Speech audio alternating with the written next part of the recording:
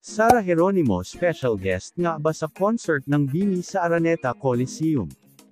Hello mga ka-popsters, ang aming channel ay nag-a-upload ng mga latest, trending at iba pang updates tungkol kay Sara Geronimo.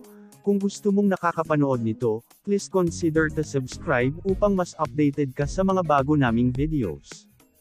Ang P-pop group na BINI ang girl group na super sikat at in-demand ngayon, mapa-party, mall o kaya sa mga terminals man at iba't ibang sulok ng mundo ay pinatatugtog ang kanilang mga dance song hits katulad na lamang ng Salamin at Patropiko. For the record, ang BINI lang naman ngayon ang nangunguna sa mga online music platforms around the world. Samantala, number 2 naman ang BINI sa Billboard Philippines at ganun din sa Billboard International kasama ng kanilang mga kanta na Salamin at Patropiko. Months ago ay kasama ang girl group na BINI sa awardees ng Billboard Philippines bilang Rising Star Group ng taon. Kasama nila bilang awardee ang nag-iisang Sara Geronimo bilang Women of the Year at may picture pa ang BINI with popstar Sara G. Last June 28, 29 at 30 this year ay napuno at super successful ang kauna-unahang solo concert ng girl group BINI sa New Frontier Theater Arena para sa kanilang Biniverse concert.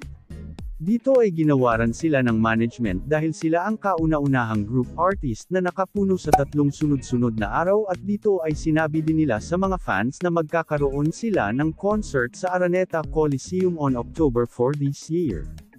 Matatandaan na laging natatanong sa lahat ng interview sa BINI kung sino gusto makasama sa concert or kaya naman makakalab ay lagi nilang sinasagot ay ang nag-iisang Sara Geronimo dahil super idol daw nila ito lalo na sa pagpe-perform.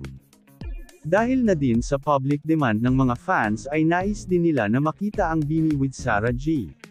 Ayon sa source, nagawa na daw ng paraan ng Star Magic, ABS-CBN at management para makonsider ni Sara Geronimo ang BINI sa schedule nito at posibleng mangyari ito dahil suportado ng ABS ang BINI. Ano masasabi nyo dito mga ka-popsters? Please hit the like button, share and please consider to subscribe our official YouTube channel para updated ka sa mga latest news tungkol kay Sara Geronimo.